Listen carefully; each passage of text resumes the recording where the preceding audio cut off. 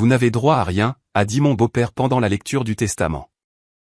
Je suis simplement parti. Un mois plus tard, il a été convoqué devant le tribunal, et ce qui s'est passé ensuite a dépassé toutes les attentes. Maintenant, la vérité est claire. Je m'appelle Mélissa, 34 ans. Il y a 3 mois, j'étais assise dans une salle de conférence stérile tandis que l'avocat personnel de mon beau-père faisait glisser sur la table en acajou un document que je n'avais jamais vu auparavant. J'avais passé 12 ans à prendre soin de ma mère, dont 5 ans à l'aider avec son arthrite débilitante. 7 ans pendant sa bataille contre le cancer, et 87 000 $ de l'héritage de mon père investi pour rendre la maison accessible. Robert m'a regardé droit dans les yeux et a crié « Vous n'avez droit à rien ». Lorsque j'ai demandé pourquoi ma maison d'enfance était répertoriée comme sa propriété exclusive, je n'ai pas crié. Je ne me suis pas effondré. Je me suis simplement levé, j'ai pris mon sac à main et je suis parti. Ce qu'il ne savait pas, c'est que je détenais quelque chose qui allait tout changer. D'où nous regardez-vous aujourd'hui? Laissez votre localisation dans les commentaires ci-dessous, et cliquez sur les boutons « J'aime » et « S'abonner » si vous vous êtes déjà senti trahi par quelqu'un censé vous protéger.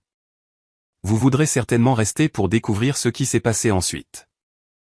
Un mois après cette réunion, Robert a reçu la première assignation à comparaître, initiant ce qui allait devenir une bataille juridique de près d'1 an.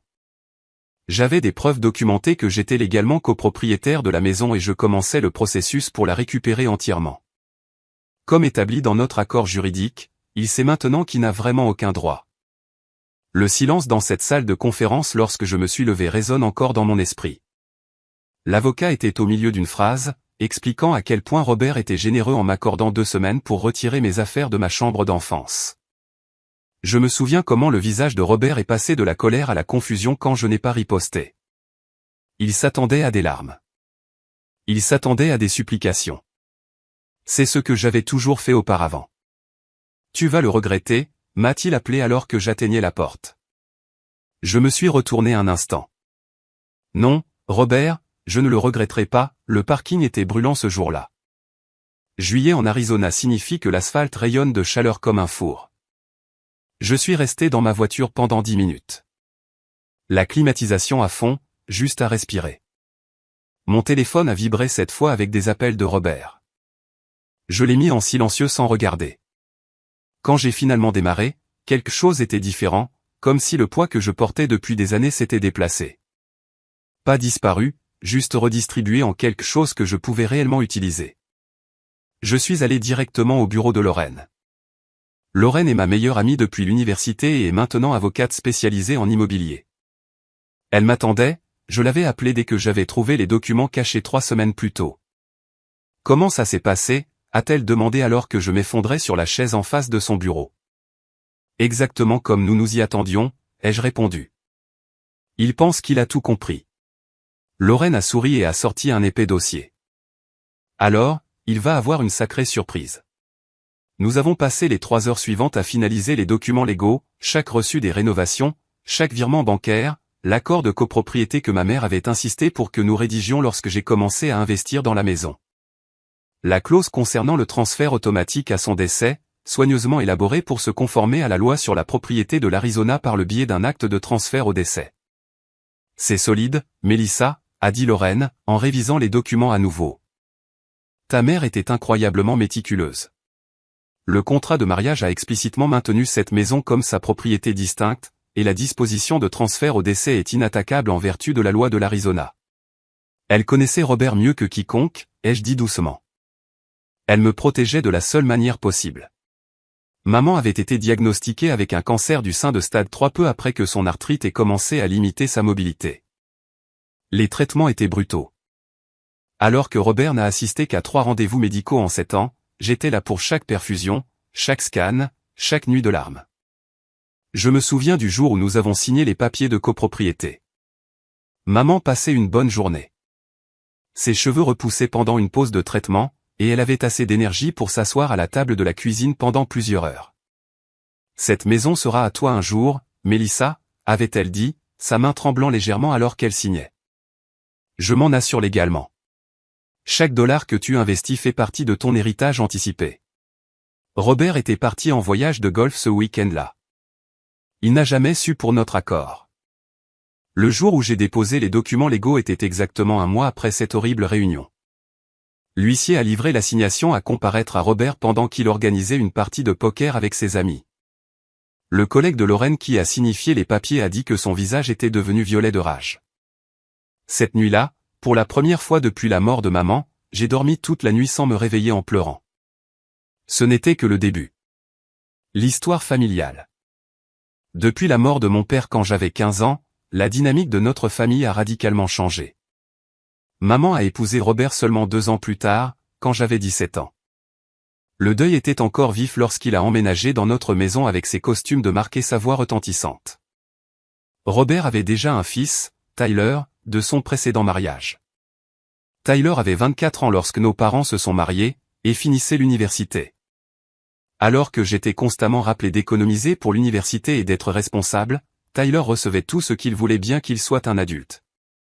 Maman a financé son MBA, a aidé avec l'apport pour son premier appartement. Il y avait toujours de l'argent supplémentaire pour ses urgences. Je n'ai jamais compris pourquoi. Il construit sa carrière, disait maman, en se frottant les mains de plus en plus douloureuses. Il a besoin de plus de soutien en ce moment. Pendant les 17 années de leur mariage, j'ai observé Robert manipuler ma mère pour qu'elle favorise Tyler à chaque décision. Je suis restée silencieuse. Je suis restée présente, surtout lorsque le diagnostic de cancer est tombé. Ma maison d'enfance avait toujours été mon sanctuaire. Papa avait construit la cabane dans l'arbre du jardin quand j'avais 7 ans, passant tous les week-ends pendant un mois pour la rendre parfaite. Il avait planté la roseraie qui fleurissait sous la fenêtre de ma chambre, remplissant ma pièce de parfum chaque printemps. Après sa mort, cette maison était tout ce qu'il me restait de lui. Quand l'arthrite de maman a commencé à s'aggraver, j'avais 22 ans et je venais de finir l'université. J'ai emménagé à nouveau à la maison au lieu d'accepter l'offre d'emploi à Seattle. J'ai converti la salle à manger en chambre pour elle afin qu'elle n'ait pas à monter les escaliers. Robert s'est plaint de la perte de la salle à manger formelle où il avait organisé ses dîners d'affaires importants. Il ne l'a jamais aidé une seule fois à monter ou descendre les escaliers. Je travaillais alors comme développeuse de logiciels junior, gagnant 42 000 $ par an. Pas assez pour déménager et maintenir mon propre logement tout en aidant maman, mais assez pour contribuer aux dépenses du ménage. La première fois que je suis rentré à la maison pour trouver maman tombée dans la salle de bain, incapable de se relever pendant 3 heures parce que Robert était au golf et avait mis son téléphone en silencieux, quelque chose en moi s'est endurci. Nous devons rendre cette maison accessible, lui ai-je dit cette nuit-là. Sais-tu combien ça coûte? Il a ricané. D'ailleurs, elle ira mieux. Mais elle n'a pas été mieux. L'arthrite s'est étendue à d'autres articulations. Puis est venu le diagnostic de cancer. Je me souviens être assise au cabinet du médecin, tenant la main de maman pendant que l'oncologue expliquait le plan de traitement. Robert vérifiait ses emails sur son téléphone. Stade 3, avait dit le médecin, mais nous avons de bonnes options de traitement. Cette nuit-là, j'ai pris une décision. J'allais accéder à l'argent de l'héritage que mon père m'avait laissé, qui était dans une fiducie jusqu'à mes 25 ans. 87 000 $ que j'économisais pour un apport pour ma propre maison un jour. Je veux rénover la maison, ai-je dit à maman le lendemain. La rendre entièrement accessible pour toi. Convertir le salon en une suite parentale au rez-de-chaussée. Ajouter des rampes, des barres de soutien, élargir les portes. Les yeux de maman se sont remplis de larmes. C'est l'argent de ta future maison, ma chérie. C'est ma maison, ai-je dit simplement. Et tu es mon avenir. Robert a bien sûr argumenté, disant que cela ruinerait la valeur de la propriété. Mais maman a tenu bon, l'une des rares fois où elle l'a contredit. Ce que Robert ne savait pas, c'est que maman avait déjà réfléchi à l'avance. Elle avait consulté son avocat de famille de longue date, Monsieur Wilson, pour protéger mon investissement et s'assurer que la maison serait finalement la mienne. Si tu investis ton héritage dans cette maison, m'a-t-elle dit après que Robert soit sorti en trombe, alors tu devrais en posséder une partie légalement. Nous rédigerons un accord que même Robert ne pourra pas briser. J'ai appris plus tard que maman s'était déjà inquiétée de la situation financière de Robert. Elle avait trouvé des relevés de cartes de crédit montrant des dettes de jeu massives cachées dans un tiroir.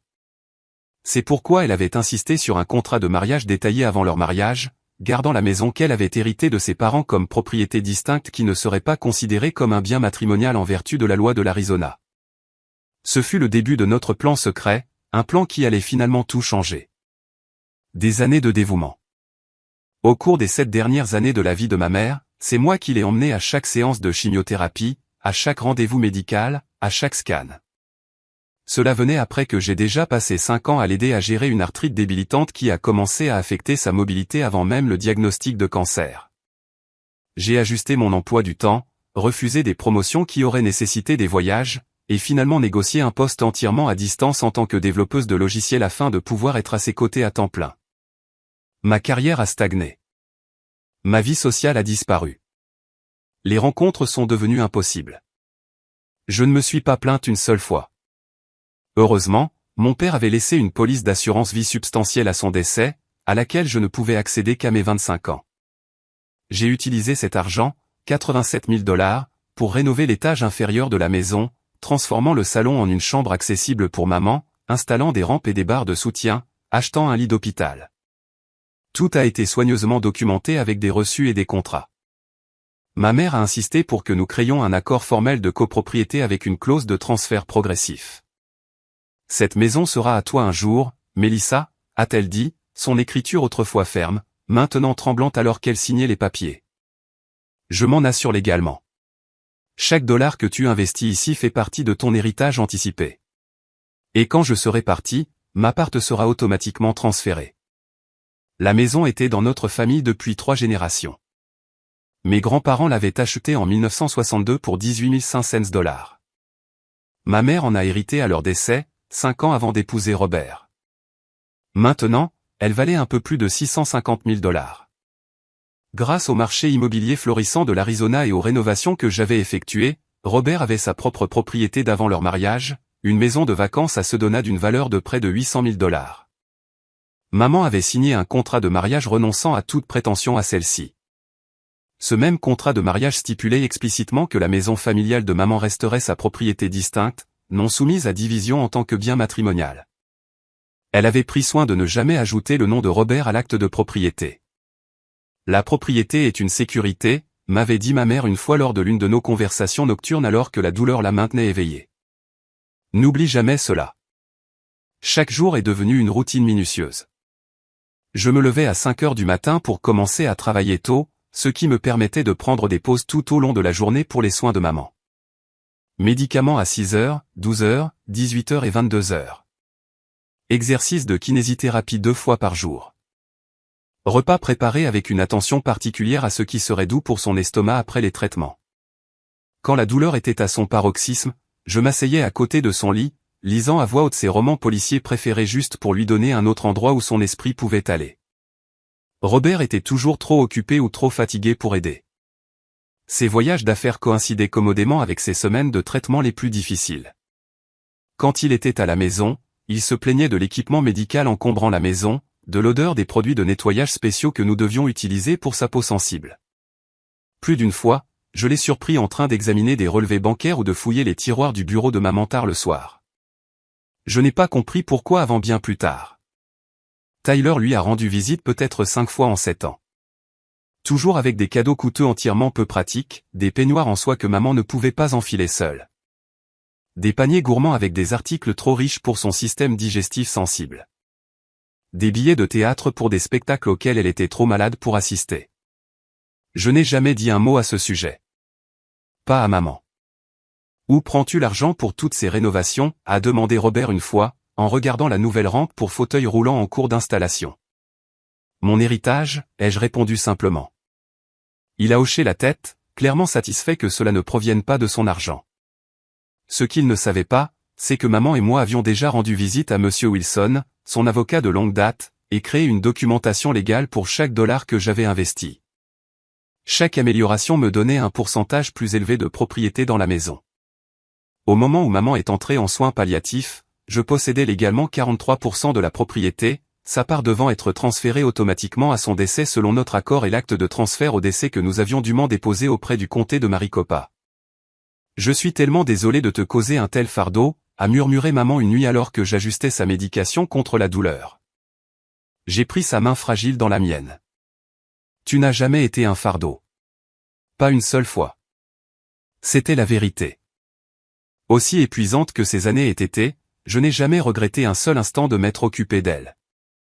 Ce que je regrettais, c'était de ne pas m'être opposé plus fermement à Robert, de ne pas avoir confronté le favoritisme évident envers Tyler, de ne pas avoir exigé le respect que mes contributions méritaient. Je ne savais pas alors que j'aurais bientôt la chance de corriger tous ces regrets, la trahison. La trahison. Quand ma mère est décédée il y a 4 mois, j'étais dévasté mais réconforté par nos conversations et nos accords. Nous nous étions préparés pour ce moment autant que quiconque pouvait le faire. Je savais exactement ce qu'elle voulait, que j'ai la maison, que ses bijoux aillent à ma cousine Sarah, que sa collection d'art soit donnée au collège communautaire local où elle avait enseigné la littérature pendant 20 ans. La semaine après les funérailles, que j'ai entièrement organisée et payée, Robert a commencé à agir étrangement. Il m'a demandé de vider ma chambre d'enfance, disant qu'il devait évaluer la propriété. Tyler est soudainement apparu après ses rares visites pendant la maladie de maman, et les deux ont passé des heures enfermés dans le bureau à domicile. J'ai remarqué que Robert prenait fréquemment des appels dans sa voiture, parlant à voix basse. Une fois, je l'ai entendu mentionner des paiements en retard et un dernier avis. Son comportement m'a rendu de plus en plus méfiante. J'ai dû voyager pendant 3 jours pour une conférence de travail inévitable, la première fois que j'étais loin de la maison depuis des mois. Avant de partir, j'ai installé de petites caméras de sécurité dans les parties communes de la maison, une précaution qui allait se révéler inestimable. À mon retour, j'ai remarqué que plusieurs documents dans le bureau de ma mère avaient été fouillés. Les images de mes caméras cachées montraient Robert fouillant frénétiquement les classeurs à 2 heures du matin, jurant à voix basse à propos de papiers manquants. C'est là que je l'ai trouvé. Caché parmi des papiers apparemment sans importance se trouvait une copie d'un transfert de propriété daté de seulement 3 semaines auparavant, alors que maman était déjà sous soins palliatifs et sous forte médication contre la douleur. Sa signature était méconnaissable, tremblante et faible. La maison avait été transférée exclusivement à Robert avec une clause bénéficiant à Tyler après son décès. Je n'ai pas seulement pris une photo. J'ai soigneusement retiré le document et l'ai placé dans un endroit sûr, le remplaçant par un dossier d'apparence identique contenant des feuilles vierges. Les images de sécurité avaient montré Robert vérifiant à plusieurs reprises ce dossier, confirmant son importance. Mes mains tremblaient en regardant le document. La date, le 12 avril, était un jour dont je me souvenais clairement. Maman était si fortement médicalisée qu'elle ne pouvait même pas me reconnaître. Elle n'était certainement pas capable de comprendre des documents légaux. Cette nuit-là, je n'ai pas pu dormir. La trahison me déchirait plus profondément que je n'aurais pu l'imaginer. Non seulement la trahison de Robert que j'avais anticipée, mais la manière systématique dont il avait planifié cela, attendant que maman soit au plus vulnérable. Le lendemain matin, Robert était inhabituellement joyeux. Je pense à moderniser la cuisine, a-t-il mentionné avec désinvolture autour d'un café. Maintenant que nous n'avons plus besoin de toutes ces modifications accessibles. J'ai failli m'étouffer. Nous venons de perdre maman, et tu planifies déjà des rénovations? Il a haussé les épaules. La vie continue, Mélissa, et cet endroit pourrait avoir besoin de quelques mises à jour si nous décidons un jour de vendre. Vendre? Le mot m'a frappé comme un coup physique. C'est ma maison, ai-je dit doucement. L'expression de Robert s'est durcie. C'est ma maison. Ta mère et moi étions mariés depuis 17 ans. J'ai investi plus de 87 000 $ dans des rénovations, ai-je répliqué.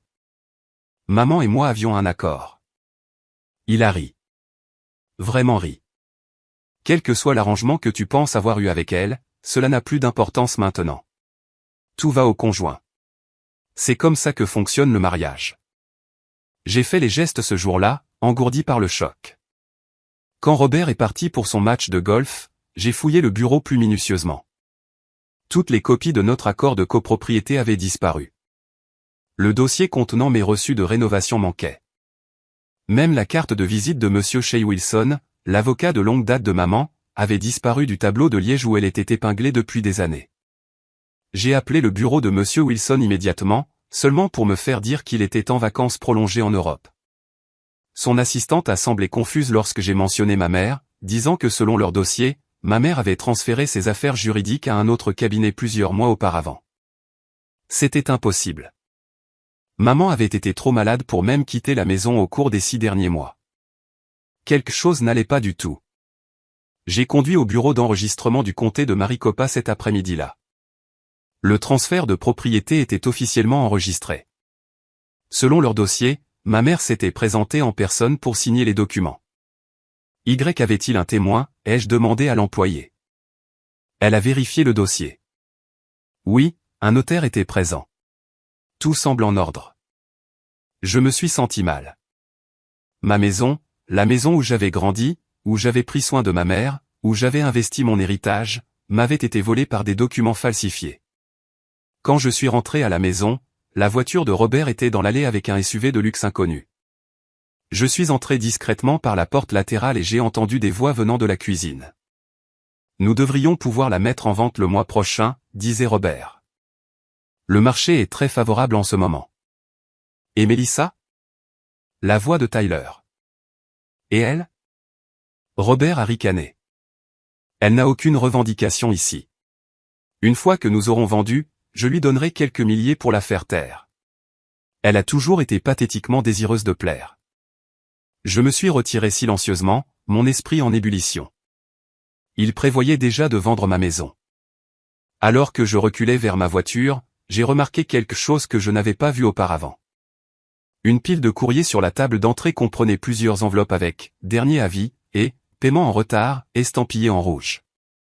Robert avait de graves difficultés financières. Je devais agir vite. La révélation et le soutien. J'ai immédiatement appelé ma meilleure amie Lorraine. En tant qu'avocate immobilière, elle comprendrait mieux que quiconque les implications juridiques. Rejoins-moi au Cornerstone Coffee dans 15 minutes, a-t-elle dit après avoir entendu l'urgence dans ma voix. Apporte toute la documentation que tu as. J'ai saisi mon ordinateur portable et le disque dur externe où j'avais stocké des copies numériques de tout ce qui concernait les rénovations de la maison. Dieu merci pour ma paranoïa de programmeuse concernant les sauvegardes. Lorraine m'attendait déjà à mon arrivée, 2 tasses fumantes sur la table. Je n'avais pas dormi depuis 36 heures. Mes mains tremblaient en lui tendant mon ordinateur portable. Cela ressemble à la coercition d'une personne vulnérable, a-t-elle dit après avoir examiné les documents. La signature ne ressemble même pas à la sienne. Et le calendrier soulève de sérieuses questions éthiques et juridiques. Un soulagement m'a envahi. Je n'étais pas folle. Quelqu'un d'autre pouvait aussi voir l'injustice. Que puis-je faire? Ma voix semblait petite, même à mes propres oreilles. L'expression de Lorraine est devenue déterminée. Tout d'abord, nous avons besoin d'une confirmation médicale de l'état de votre mère pendant cette période. Elle m'a aidé à rédiger un email au docteur Martinez, l'oncologue qui avait soigné maman pendant des années.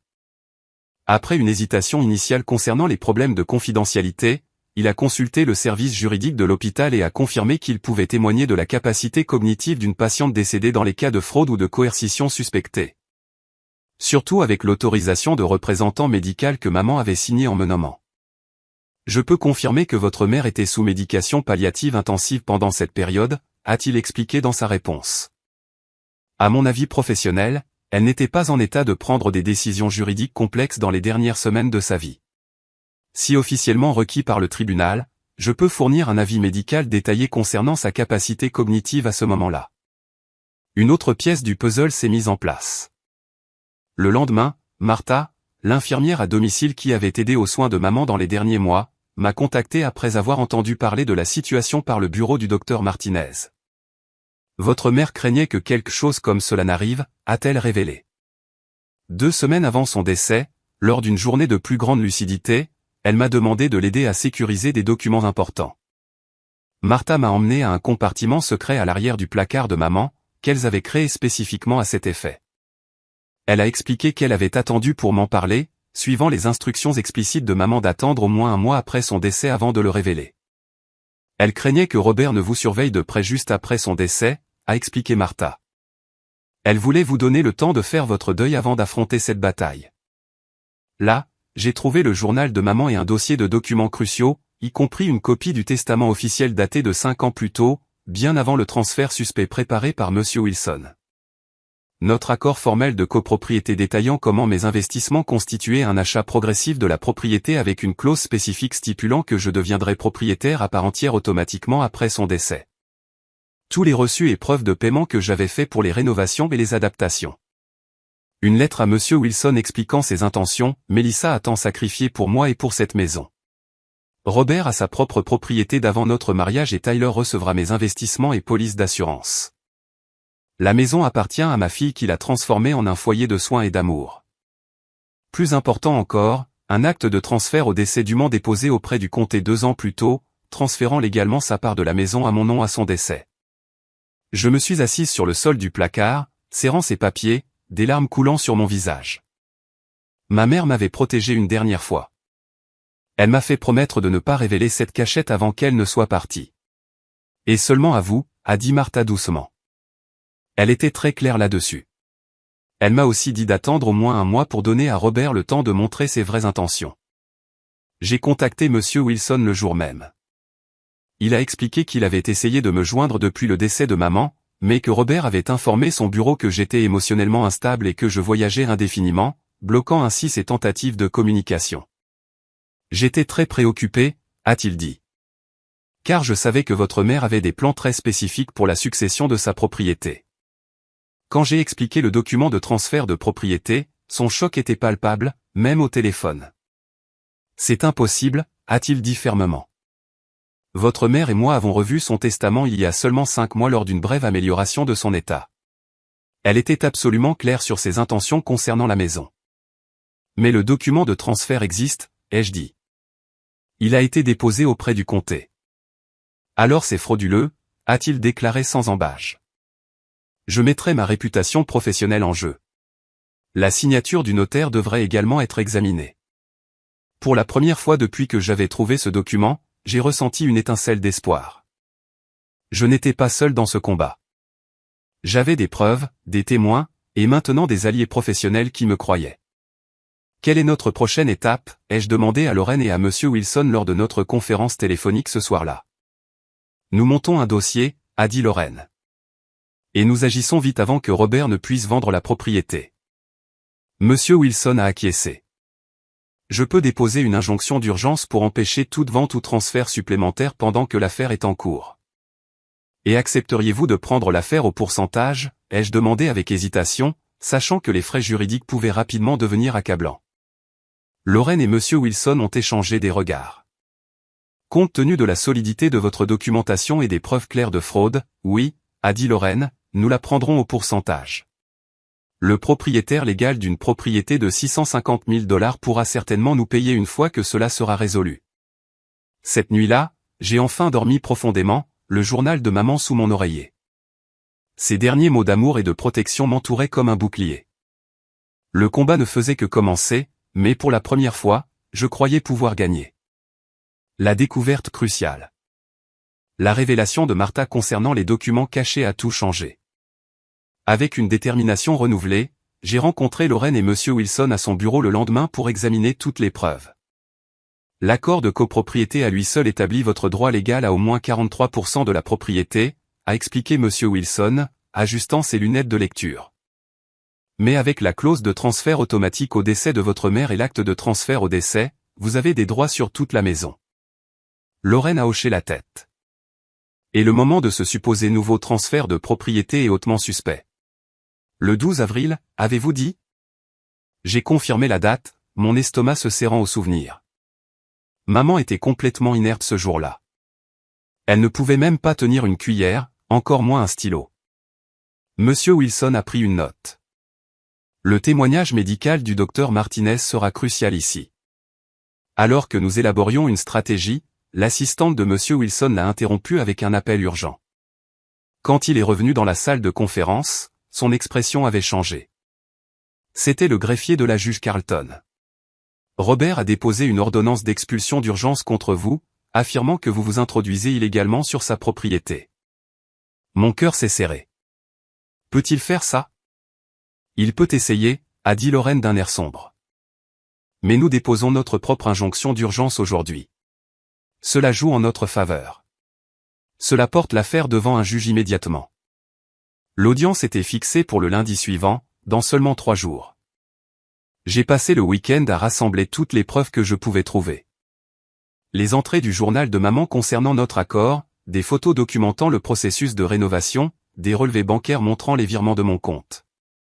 J'ai également recueilli les images des caméras de sécurité montrant Robert fouillant les dossiers de maman tard le soir et discutant de la vente de la maison quelques semaines seulement après son décès. Martha a fourni une déclaration sous serment concernant l'état de maman dans les dernières semaines et la création de la cachette secrète des documents. Le docteur Martinez a envoyé son avis médical concernant la capacité cognitive de maman à la date du prétendu transfert de propriété. Je n'étais pas retourné à la maison depuis la découverte des documents secrets. Robert avait changé les serrures, mais j'avais pris mes biens les plus importants et je restais chez Lorraine. Le lundi matin est arrivé avec un nœud d'anxiété dans mon estomac. Je me suis habillé avec soin dans une simple robe bleu marine et des talons bas. La tenue que j'avais portée à ma remise de diplôme universitaire, le dernier jour heureux avant que la santé de maman ne commence à se détériorer. Le palais de justice était intimidant. Des sols en marbre, de hauts plafonds, le poids de l'autorité juridique pressant de tous les angles. Robert et son avocat sont arrivés quelques minutes avant l'audience, l'air confiant. Robert n'a même pas jeté un coup d'œil dans ma direction. La juge Carlton, une femme à l'air sévère dans la soixantaine, a examiné les deux requêtes avec une attention méticuleuse. Je vois 2 motions d'urgence devant moi, a-t-elle commencé. Une pour l'expulsion, une pour l'injonction contre le transfert de propriété. Avant de statuer sur l'une ou l'autre, je dois comprendre plus clairement la situation de la propriété. L'avocat de Robert s'est avancé. Votre honneur, la situation est simple. La propriété appartient uniquement à mon client en tant que conjoint survivant. L'acte de propriété lui a été transféré le 12 avril de cette année avec la pleine connaissance et le consentement de Madame Henderson. Et l'accord de copropriété mentionné dans la requête d'injonction, a demandé la juge Carlton. L'avocat a fait un geste dédaigneux. Un arrangement informel tout au plus, supplanté par le transfert légal de l'acte de propriété. Lorraine s'est levée. Votre honneur, nous avons des preuves substantielles que le transfert du 12 avril était frauduleux. La mère de Madame Henderson était sous forte médication palliative et manquait de la capacité cognitive pour comprendre ou consentir à un tel transfert. Nous avons la déclaration sous serment de son oncologue à cet effet. Elle a présenté les documents que nous avions rassemblés, les dossiers médicaux, l'accord de copropriété original, les reçus de rénovation, l'affidavit de Martha, le contrat de mariage qui maintenait explicitement la maison comme propriété distincte de maman, l'acte de transfert au décès. La juge Carlton les a examinés attentivement, son expression ne laissant rien transparaître. Monsieur Henderson, a-t-elle finalement dit, regardant directement Robert, pouvez-vous expliquer pourquoi ce transfert de propriété a eu lieu alors que votre épouse était, selon son médecin, fortement médicalisée et approchait de la fin de sa vie? Robert s'est agité inconfortablement. Elle parlait de transférer la propriété depuis des mois. Nous avons simplement finalisé ses souhaits et l'accord de copropriété avec sa fille. Un malentendu, a interrompu l'avocat de Robert. Madame Henderson n'a jamais eu l'intention que ce soit juridiquement contraignant. Les yeux de la juge Carlton se sont rétrécis. Pourtant, il porte les signatures des 2 parties, a été notarié et déposé auprès du bureau d'enregistrement du comté il y a 3 ans, et je suis particulièrement intéressé par cet acte de transfert au décès qui semble avoir été dûment exécuté et enregistré il y a 2 ans. La salle est tombée silencieuse. Je refuse l'ordonnance d'expulsion, a finalement dit la juge Carlton, et j'accorde une injonction temporaire contre toute vente ou transfert de la propriété jusqu'à ce que cette affaire puisse être pleinement débattue en justice. Mademoiselle Henderson peut continuer à résider dans le logement pendant cette période. Un soulagement m'a inondé. Ce n'était pas une victoire finale, mais c'était une première étape cruciale. Alors que nous quittions la salle d'audience ce jour-là, Robert nous a rattrapés dans le couloir. Ce n'est pas fini, a-t-il sifflé. Cette maison est à moi. Votre mère voulait que je l'aie. Je l'ai regardé droit dans les yeux. Alors vous n'avez rien à craindre quand toutes les preuves seront présentées. Son visage a rougi de colère, mais pour la première fois en 17 ans de relation, je n'ai pas bronché. Quand je suis retourné à la maison ce soir-là, j'ai remarqué que Robert avait hâtivement vidé ses affaires personnelles. Les caméras de sécurité que j'avais installées l'ont filmé en train de retirer des documents, des bijoux et même certaines œuvres d'art de maman, des articles qui étaient spécifiquement mentionnés dans son testament comme devant revenir à d'autres personnes. J'ai tout documenté, ajoutant cela à notre dossier d'affaires grandissant. Les caméras avaient prouvé leur valeur maintes et maintes fois. Alors que je me réinstallais dans ma maison d'enfance, je me sentais à la fois justifié et épuisé. La bataille était loin d'être terminée, mais j'avais gagné la première escarmouche. Cette nuit-là, j'ai rouvert le journal de maman, trouvant de la force dans ces mots. Reste forte, ma fille. Tu as toujours été la battante de la famille. La décision. Avec l'injonction d'urgence en place, j'ai emménagé à nouveau dans ma maison d'enfance ce soir-là. Robert avait vidé ses affaires personnelles pendant mon absence, laissant des espaces vides dans toute la maison. Je me suis tenu à l'entrée de ce qui avait été la chambre de maman, l'espace accessible que j'avais créé pour elle, et une vague de souvenirs m'a envahi, sa voix faible mais déterminée. Cette maison sera à toi, Mélissa. Je m'en assure. Lorraine a appelé ce soir-là. Nous devons discuter des prochaines étapes. Ce n'est que le début. Elle avait raison. L'injonction était temporaire, conçue pour maintenir le statu quo jusqu'à ce qu'une audience complète puisse être programmée. La vraie bataille était encore à venir. Je me suis assise à la table de la cuisine où maman et moi avions signé notre accord de copropriété, j'ai étalé tous les documents devant moi et j'ai pris une décision, je me battrai avec tout ce que j'avais. Le lendemain matin, j'ai rédigé un email formel à Robert. Je vous écris pour vous informer que je ne retirerai pas mes affaires de la maison. J'engage des poursuites judiciaires pour protéger mes droits de propriété, tels qu'établis dans l'accord de copropriété avec ma mère et l'acte de transfert au décès. À l'avenir, veuillez adresser toute communication à mes avocats. J'ai inclus les coordonnées de Lorraine et Monsieur Wilson, puis j'ai bloqué le numéro de Robert et celui de Tyler. Mes mains tremblaient en appuyant sur « Envoyer », mais ma résolution était ferme. Monsieur Wilson a déposé la plainte formelle contestant le transfert de propriété le jour suivant. Le langage juridique était précis et accablant, transfert frauduleux exécuté alors que la cédante était incapable en raison d'une maladie en phase terminale et sous médication palliative. Coercition d'un individu vulnérable. Tentative de contourner des accords antérieurs juridiquement contraignants. Le tribunal a assigné la juge Ramirez à l'affaire, m'a informé Lorraine une semaine plus tard. Elle est connue pour être minutieuse et juste, mais l'équipe de Robert a demandé un procès avec jury, ce qui prolongera le calendrier. Combien de temps, ai-je demandé? 8 à 14 mois potentiellement. J'ai senti mon cœur se serrer. Plus d'1 an de bataille juridique, des milliers de dollars en honoraires d'avocat, le coût émotionnel de combattre sa famille en public. Cela en vaut-il la peine, ai-je murmuré. Lorraine m'a serré la main. Seul vous pouvez y répondre. Mais sur la base des preuves, vous avez un dossier solide. Et rappelez-vous, nous travaillons au pourcentage parce que nous sommes confiantes dans le résultat. Cette nuit-là, je me suis assise dans l'ancien bureau de papa, la seule pièce que je n'avais pas rénovée pour maman, et j'ai ouvert son journal. Les entrées de la dernière année de sa vie étaient sporadiques, souvent interrompues par la maladie, mais claires dans leur intention. 15 mars. Inquiète de ce que Robert pourrait faire après ma mort. Il pose des questions étranges sur l'acte de propriété de la maison. Appelez Monsieur Wilson aujourd'hui pour confirmer que notre arrangement pour Mélissa est sûr. 4 avril. Mauvaise journée. Douleur à un niveau de 8. Robert a apporté des papiers à signer, mais je ne pouvais pas me concentrer suffisamment pour les lire. Lui ai dit que j'avais besoin que Monsieur Wilson examine tout d'abord. Il semblait en colère. 10 avril. J'ai demandé à Martha de m'aider à sécuriser des documents importants. Je ne fais plus confiance à R.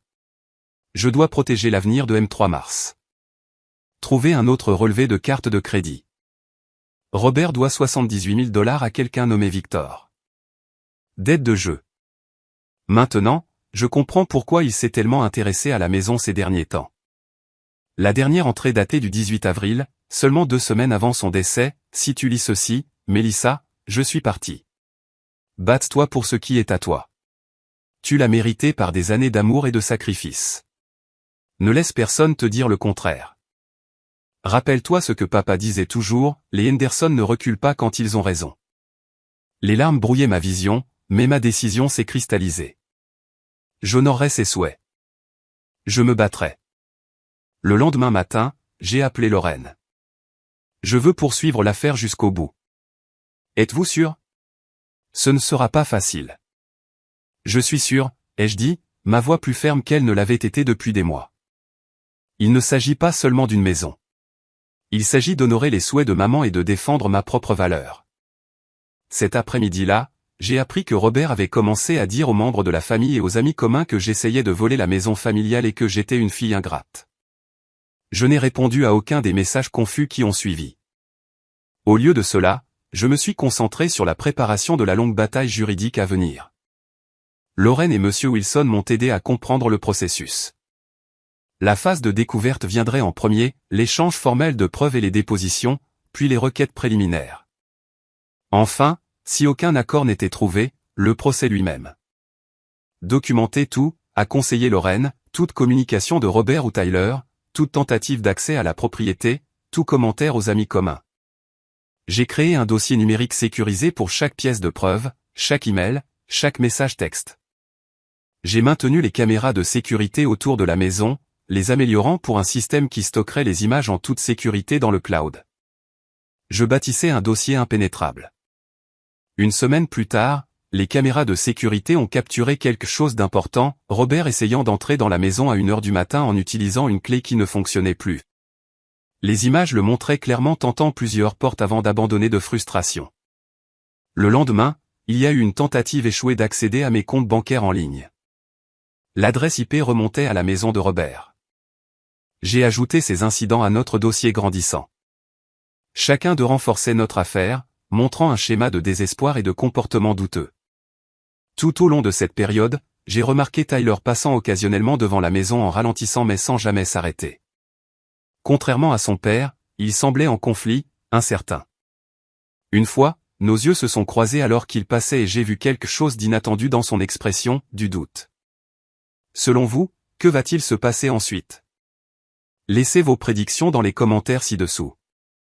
La confrontation juridique. L'audience préliminaire a été programmée 6 semaines après le dépôt de l'affaire. Je suis arrivé au palais de justice 30 minutes en avance, l'estomac noué malgré des semaines de préparation. Robert est arrivé avec Tyler à ses côtés, tous deux en costume coûteux, accompagnés d'un avocat immobilier spécialisé dans les successions. C'était différent de l'avocat d'affaires qui avait été présent à l'audience d'urgence. Robert prenait maintenant cela au sérieux. La juge Ramirez a ouvert la séance précisément à 9h.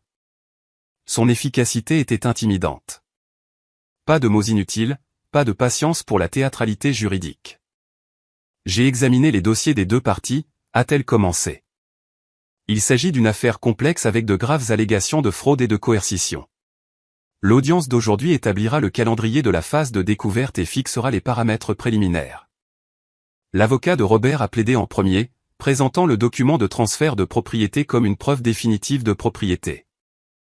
Madame Henderson avait clairement l'intention que son mari ait la maison familiale. Les prétentions de la plaignante concernant un arrangement informel de copropriété ne peuvent pas outrepasser un transfert d'acte légalement exécuté. Quand ce fut notre tour, Lorraine a présenté l'accord de copropriété, complet avec la notarisation et les timbres de dépôt du comté datant de 3 ans auparavant. Elle a remis en question le calendrier suspect du nouveau transfert et a présenté l'affidavit du docteur Martinez concernant la capacité mentale de maman. Votre honneur, nous avons des documents prouvant que Madame Henderson a investi 87 000 $ de son propre héritage pour rendre cette maison accessible à sa mère. Ce n'était pas de la charité. C'était un investissement dans une propriété qu'elle possédait légalement en copropriété, avec l'entente que la pleine propriété lui serait transférée au décès de sa mère. Lorraine a ensuite présenté l'acte de transfert au décès, dûment exécuté et déposé 2 ans plus tôt. Ce document, votre honneur, rend la succession de propriété cristalline. Madame Henderson avait l'intention que sa fille reçoive la pleine propriété à son décès. Robert s'est agité inconfortablement sur son siège. Lorsque Lorraine a mentionné le montant que j'avais investi, il s'est penché en avant, chuchotant furieusement à son avocat. La juge Ramirez a posé plusieurs questions précises sur le calendrier, se concentrant particulièrement sur le 12 avril, la date du transfert contesté. Monsieur Henderson, a-t-elle adressé directement à Robert. Étiez-vous présent lorsque votre épouse a signé ce document de transfert? Oui, votre honneur, a-t-il répondu avec confiance. Et qui d'autre était présent? Le notaire, bien sûr, et mon fils est intervenu brièvement. Lorraine a pris une note. Tyler n'avait pas été mentionné comme témoin dans le dépôt initial. Mademoiselle Henderson. La juge s'est tournée vers moi. Quand avez-vous vu pour la dernière fois votre mère suffisamment alerte pour comprendre et signer des documents légaux? J'ai pris une profonde inspiration. Mi-mars, votre honneur. Après cela, sa médication a été considérablement augmentée pour la gestion de la douleur. Début avril, elle ne me reconnaissait souvent pas. La juge Ramirez a hoché la tête pensivement. J'établis une période de découverte de 4 mois. Les deux parties échangeront toute la documentation pertinente. Les dépositions commenceront dans 6 semaines. Alors qu'elle décrivait le calendrier, le visage de Robert s'est assombri. Lorsqu'elle a mentionné que la maison resterait sous l'injonction temporaire, empêchant toute vente ou transfert, il a explosé. « C'est ridicule », a-t-il crié, se levant de son siège. Elle n'a droit à rien. La salle d'audience est tombée silencieuse. La juge Ramirez l'a foudroyé du regard. « Monsieur Henderson, de tels accès de colère ne seront pas tolérés dans mon tribunal. Un autre incident de ce genre entraînera des accusations d'outrage. » L'avocat de Robert l'a tiré de force sur son siège, chuchotant avec urgence. Tyler regardait droit devant lui, son visage illisible, bien que j'ai remarqué une légère crispation quand son père a crié. Alors que nous quittions la salle d'audience, j'ai senti la main de Lorraine sur mon épaule. Cet accès de colère n'a pas aidé son dossier, a-t-elle murmuré. Les juges remarquent ce genre de comportement. Le processus de découverte a commencé immédiatement. Les deux parties ont échangé des demandes de documents. L'équipe de Robert a exigé chaque relevé bancaire, chaque reçu, chaque communication entre maman et moi concernant la maison. Nous avons demandé tous les dossiers financiers de Robert des 5 dernières années, les coordonnées du notaire qui a été témoin du transfert, et des informations détaillées sur le calendrier de médication de maman en avril. Une semaine après l'audience préliminaire, Robert a lancé une campagne de diffamation, des parents éloignés et des amis communs ont commencé à recevoir des emails et des appels affirmant que je volais l'héritage familial et que j'étais une fille ingrate. Tante Margaret m'a appelé, confuse. Robert dit que tu essaies de lui prendre la maison après tout ce qu'il a fait pour ta mère. Ça ne te ressemble pas, Mélissa. J'ai expliqué aussi calmement que possible. Maman et moi avions un accord légal de copropriété. J'ai investi mon héritage dans la maison avec l'entente qu'elle deviendrait mienne après son décès. Robert essaie d'annuler cela avec un document signé alors qu'elle était fortement médicalisée. Oh, a dit Margaret doucement. Il n'a rien mentionné de tout ça. Des conversations similaires ont eu lieu avec d'autres membres de la famille et amis. Certains ont cru la version de Robert, d'autres ont réservé leur jugement. Quelques-uns, comme ma cousine Sarah, qui avait été témoin direct du déclin de maman, se sont fermement tenus de mon côté. Le stress était accablant. J'ai perdu du poids. Le sommeil devenait insaisissable. Les échéances de travail se confondaient alors que j'essayais d'équilibrer ma carrière avec les exigences du procès. À travers tout cela, je me suis accroché au journal de maman. Ces mots sont devenus mon mantra, batte-toi pour ce qui est à toi. 2 mois après le début du processus de découverte, quelque chose d'inattendu s'est produit. Notre équipe juridique a finalement localisé le notaire dont la signature figurait sur le document de transfert frauduleux. Son nom était Jessica Alvarez. Et lorsqu'elle a été contactée, elle a été horrifiée d'apprendre comment son nom avait été utilisé. Je n'ai jamais notarié ce document, a-t-elle déclaré dans une déclaration sous serment. Ce n'est pas ma signature. Quelqu'un a falsifié mes accréditations. Cela a changé la donne. La falsification de la signature d'un notaire était une infraction pénale grave.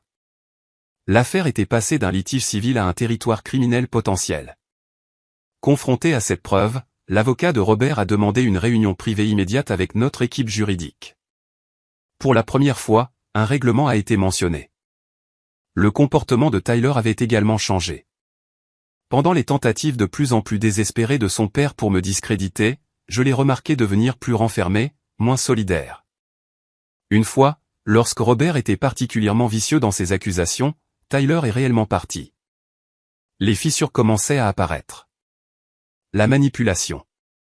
Au cours des 5 mois suivants, alors que le processus juridique avançait à pas d'escargot, avec une lenteur douloureuse, Robert a essayé toutes les tactiques possibles pour me faire abandonner. D'abord, il a envoyé ma tante Margaret pour me convaincre. Elle est arrivée à l'improviste un dimanche après-midi, son expression mélange de détermination et de malaise. « Votre mère voudrait que la famille reste unie », a-t-elle dit, perchée maladroitement sur le bord du canapé. Pas se battre pour des biens matériels. Je lui ai offert du thé, mes mains fermes.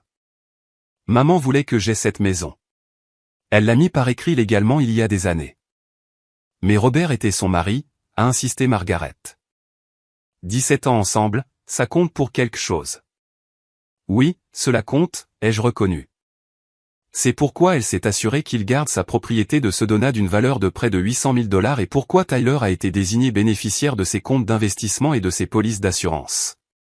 Cette maison était destinée à moi. Margaret est partie sans me faire changer d'avis, mais Robert ne faisait que commencer. Une semaine plus tard, son avocat a proposé une offre de règlement, je recevrais 10% de la valeur de la maison si je retirais la plainte. Lorraine a ricané lorsque je lui ai transféré l'email. Ils deviennent nerveux. La phase de découverte ne se passe pas bien pour eux. Elle avait raison. Nous avions appris que Robert avait mis la propriété en vente auprès d'une agence immobilière seulement 3 semaines après les funérailles, un fait que mes avocats considéraient comme extrêmement favorable à notre dossier. Cela montre une intention de liquider rapidement l'actif avant que toute question ne puisse être soulevée, a expliqué M. Wilson. Le tribunal en prendra note. L'enquête sur la fraude notariale progressait également. Le bureau du procureur de district avait ouvert un dossier sur l'affaire, demandant des entretiens avec Robert et la personne qui s'était fait passer pour Jessica Alvarez. À l'approche des dépositions, le désespoir de Robert est devenu plus évident.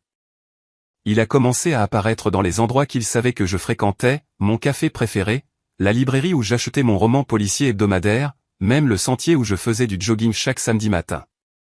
Chaque rencontre fortuite incluait une variante de « nous devrions parler en privé », sans les avocats. J'ai refusé à chaque fois, et les caméras de sécurité que j'avais installées autour de ma maison l'ont filmé passant à des heures étranges, s'arrêtant parfois pour observer la maison pendant plusieurs minutes avant de repartir. Puis sont venues les menaces. Si vous continuez avec ce procès, certains secrets de famille pourraient être révélés, a-t-il dit lors d'une rencontre à l'épicerie. Des choses que votre mère ne voudrait pas voir divulguées. Je l'ai regardé, mon panier de courses serré fermement. Vous me menacez?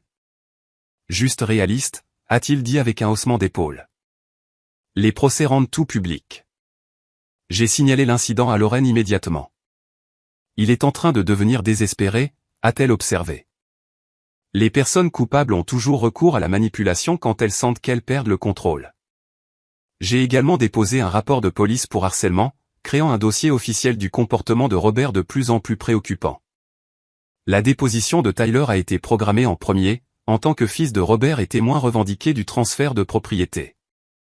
Son témoignage était crucial. Le matin de la déposition, je suis arrivé au bureau de Lorraine pour la trouver le front plissé devant son ordinateur.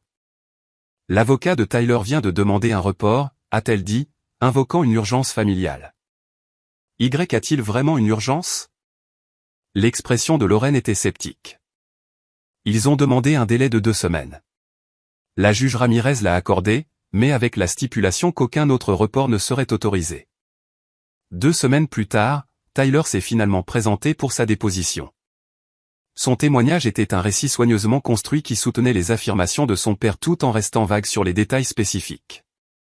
Oui, j'étais présent lorsque Catherine a signé le transfert, a-t-il déclaré. Était-elle alerte et consciente de ce qu'elle signait, a demandé Lorraine. Tyler a hésité. Elle semblait comprendre. A-t-elle lu le document? Une autre hésitation. Papa le lui a expliqué, mais l'a-t-elle lu elle-même? Je ne me souviens pas spécifiquement. Le schéma a continué. Tyler ne pouvait pas se souvenir du nom du notaire. Ne pouvait pas se souvenir exactement de l'heure à laquelle la signature avait eu lieu. N'était pas sûr si sa belle-mère avait reçu sa médication avant ou après la signature. Ce qui était notable, cependant, était le langage corporel de Tyler. Il évitait le contact visuel, gigotait constamment, et lorsqu'on lui a montré des photos de maman de cette période clairement incapable, son malaise est devenu visible pour tout le monde dans la pièce. Il essaie d'éviter le parjure tout en soutenant l'histoire de son père, a expliqué Lorraine après coup. Remarquez comment il n'a jamais donné de réponse définitive sur son état mental ou sa capacité. La déposition de Robert a suivi. Contrairement à son fils, il était catégorique et précis.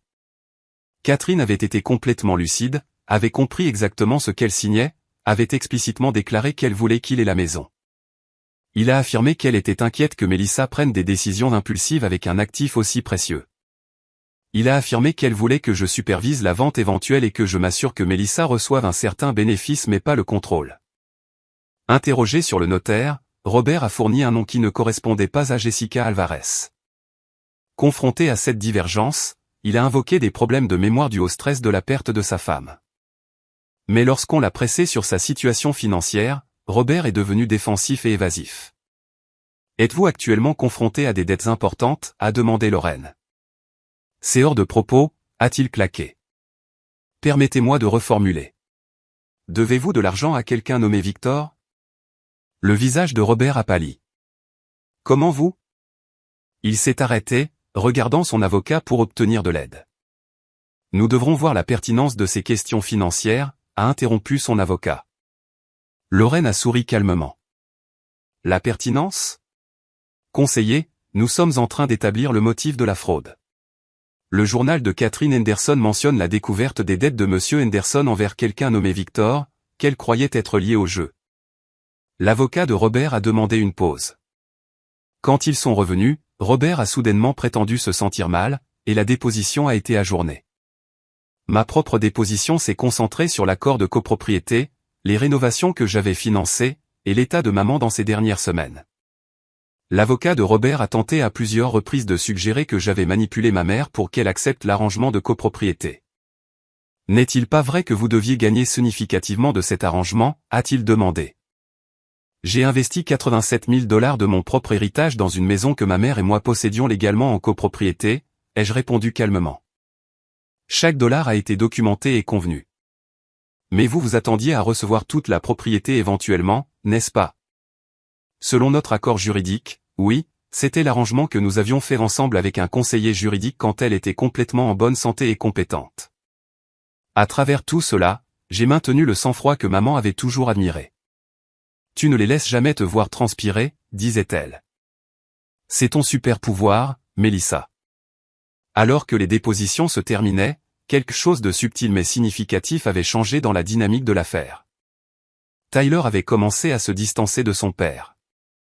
2 fois au cours des procédures, il avait contredit la version des événements de Robert de manière petite mais significative, et j'avais remarqué autre chose, Tyler me regardait avec une expression qui ressemblait presque à du respect. Si vous avez déjà été confronté à la manipulation de membres de votre famille, tapez « force » dans les commentaires. Votre histoire compte et votre courage inspire. La transformation.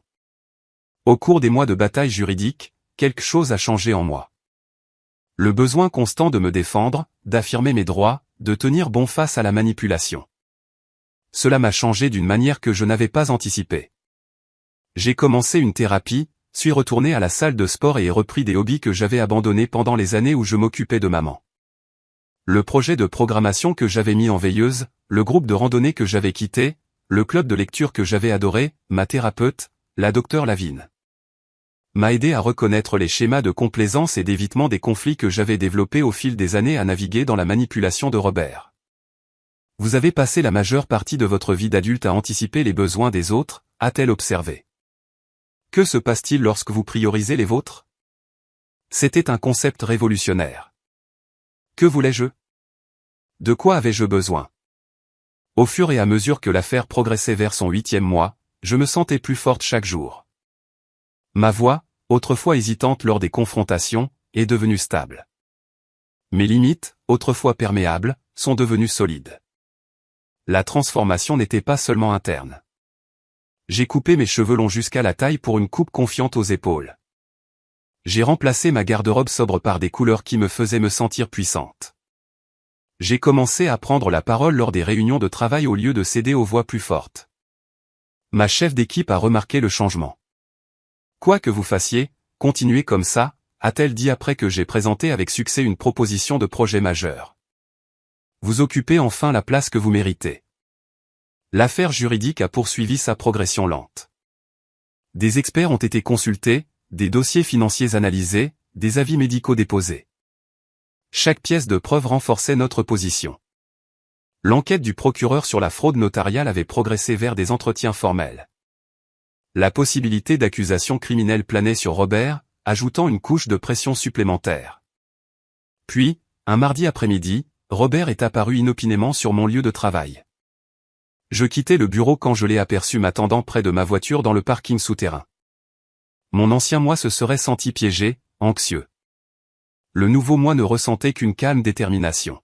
« Nous devons parler en privé », a-t-il dit en s'approchant alors que je déverrouillais ma voiture. « Tout ce que vous avez à dire peut passer par mes avocats », ai-je répondu, ma voix stable. « Mélissa, nous sommes de la famille », a-t-il imploré, son ton soudain doux. « Votre mère n'aurait jamais voulu ça. » Je l'ai regardé droit dans les yeux. « Ma mère n'aurait jamais voulu que vous essayiez de me voler après tout ce que j'ai fait pour elle.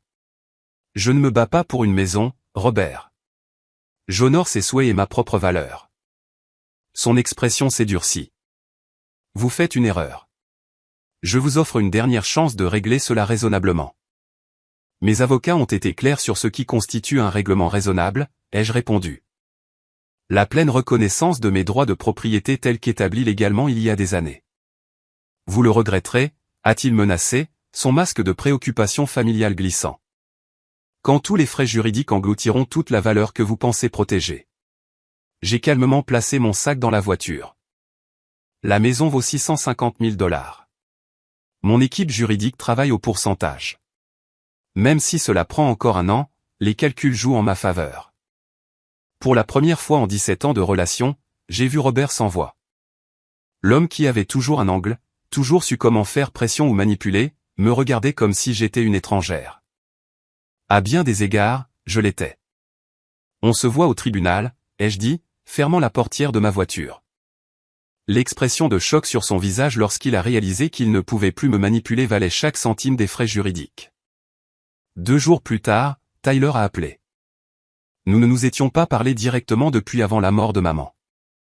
Papa perd la tête, a-t-il dit sans préambule. Il est obsédé par cette affaire. Ce n'est pas mon problème, ai-je répondu. Écoute, je sais que toi et moi n'avons jamais été proches, mais... Il a hésité. Certaines choses ne collent pas pour moi. J'ai attendu, ne disant rien. Avez-vous vraiment investi autant dans la maison? 87 000 $. Chaque centime est documenté, ai-je confirmé, plus d'innombrables heures de soins non rémunérés pour maman. Il y a eu un long silence. Je ne savais pas, a-t-il finalement dit, l'ampleur de sa maladie, à quel point tu as fait. Papa disait toujours qu'elle allait bien chaque fois que je demandais. Elle n'allait pas bien, ai-je dit simplement. Elle mourait douloureusement lentement pendant que je réorganisais toute ma vie pour prendre soin d'elle. Un autre silence. J'aurais dû lui rendre plus de visites. Oui, ai-je acquiescé. Tu aurais dû. La conversation s'est terminée maladroitement, mais quelque chose avait changé. Tyler ne s'était pas excusé exactement, mais il avait reconnu une vérité qu'il avait précédemment ignorée. Une semaine plus tard, le docteur Martinez a appelé. Le tribunal avait officiellement demandé son témoignage d'expert concernant la capacité cognitive de maman dans ces dernières semaines. J'ai soumis mon avis médical complet, m'a-t-il dit, y compris les détails sur les médicaments spécifiques qu'elle prenait le 12 avril et leurs effets documentés sur la fonction cognitive et la capacité de prise de décision. Lorraine a appelé le lendemain, sa voix animée d'excitation. Le témoignage de Martinez est accablant pour leur dossier. Il a déclaré sans équivoque que votre mère n'avait pas la capacité de comprendre ou de consentir au transfert de propriété pendant cette période. L'affaire avançait régulièrement dans notre direction. Les tentatives de Robert de discréditer l'accord de copropriété avaient échoué sous l'examen juridique d'experts. Les circonstances suspectes du transfert de propriété étaient de plus en plus apparentes.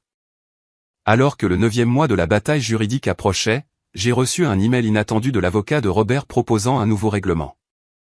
Je recevrai 75% de la propriété de la maison, Robert conservant 25%. Ils deviennent désespérés, a observé Lorraine. Mais nous maintenons notre position pour 100% selon l'accord initial. J'ai accepté. Nous étions allés trop loin pour transiger maintenant. Ce week-end-là, j'ai repeint la chambre de maman, l'espace accessible que j'avais créé pour elle au rez-de-chaussée. L'équipement médical avait disparu maintenant. Le lit d'hôpital donnait à une famille dans le besoin. Je l'ai transformé en un bureau lumineux avec ses paysages à l'aquarelle préférés sur les murs. Pour la première fois depuis sa mort, j'ai ressenti sa présence comme un réconfort plutôt qu'une blessure.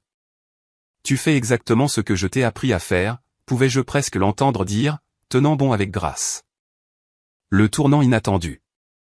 Au 10e mois du processus juridique, quelque chose d'inattendu s'est produit.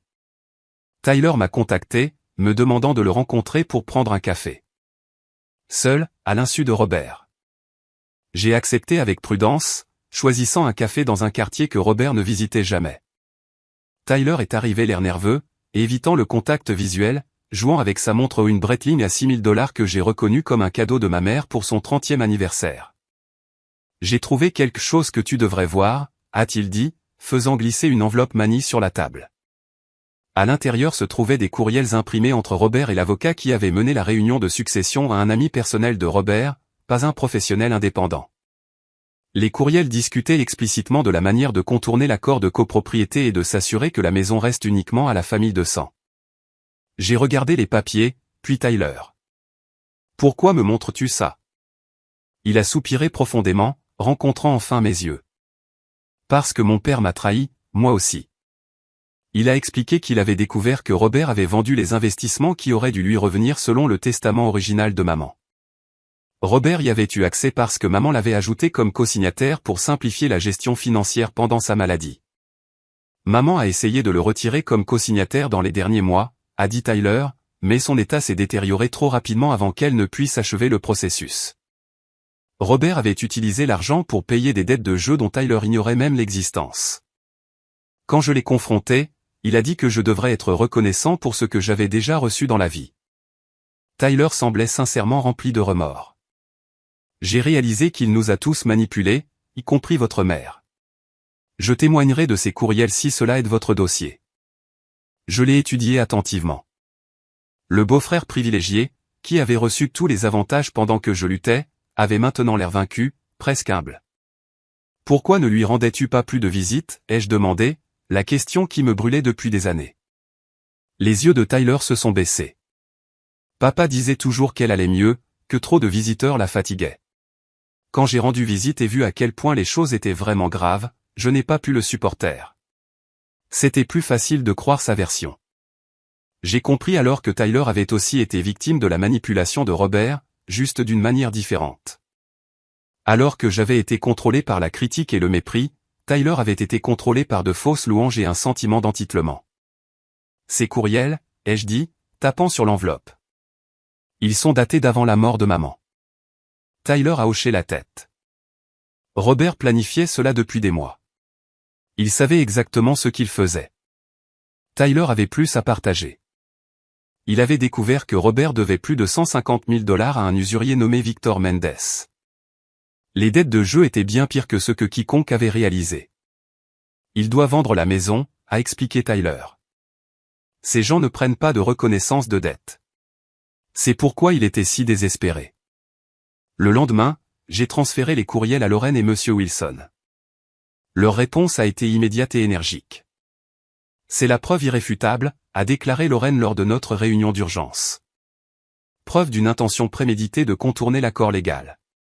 Le tribunal portera un regard très sombre sur cela. Devrions-nous interroger Tyler de nouveau, ai-je demandé. Monsieur Wilson a secoué la tête. Mieux vaut garder son nouveau témoignage pour le procès. L'élément de surprise sera précieux.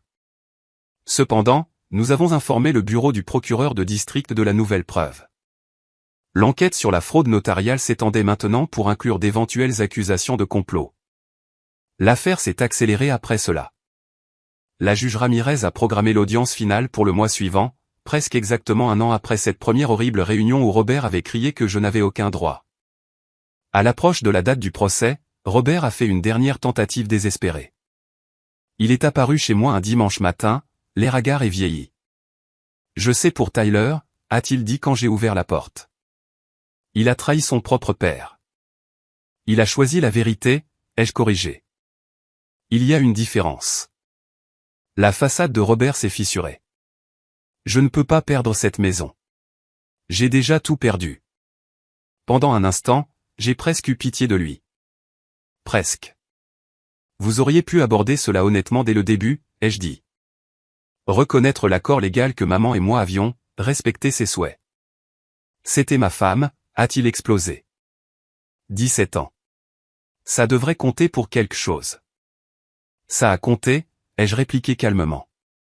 Elle s'est assurée que vous gardiez votre propriété de Sedona, s'est assurée que vous receviez sa pension. Elle a pourvu à vos besoins, Robert. Elle ne vous a juste pas tout donné, surtout pas quelque chose qui était déjà partiellement à moi. Son expression s'est assombrie. Ce n'est pas fini. Mais nous savions tous les deux que ça l'était. Les caméras de sécurité ont capturé tout l'échange, ajoutant une pièce de plus à notre dossier accablant. 3 jours avant le procès, l'avocat de Robert a contacté Lorraine avec une nouvelle offre de règlement, la pleine reconnaissance de mes droits de propriété en échange d'un petit paiement en espèces à Robert, 25 000 $ ostensiblement pour les améliorations qu'il avait apportées à la propriété. Lorraine et moi en avons discuté brièvement. Nous pourrions contre-proposer 10 000 $ et en finir maintenant, a-t-elle suggéré. Épargner le stress du procès.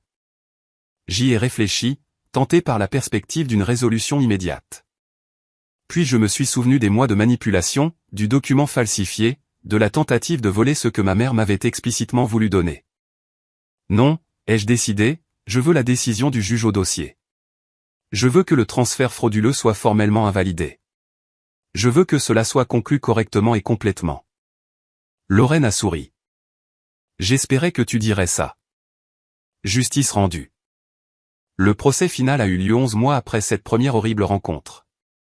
La salle d'audience était plus bondée que lors des audiences précédentes.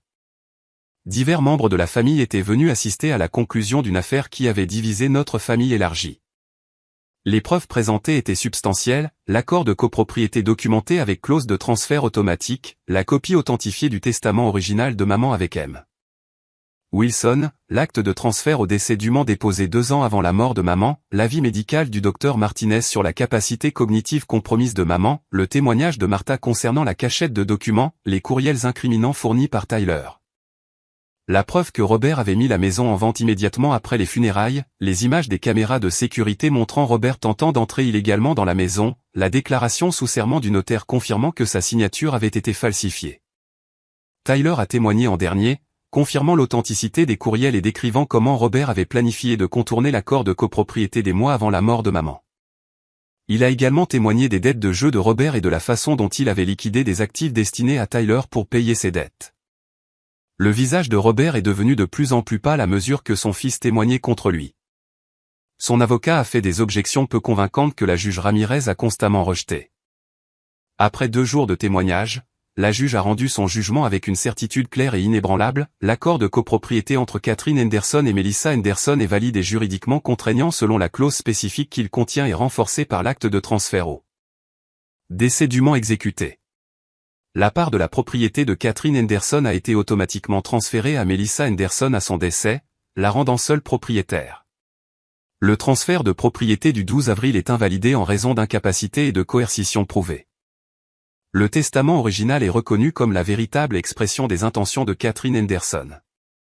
De plus, M. Henderson est ordonné de rembourser tous les frais juridiques et de restituer tous les actifs qu'il a indûment liquidés de la succession de Mme Henderson.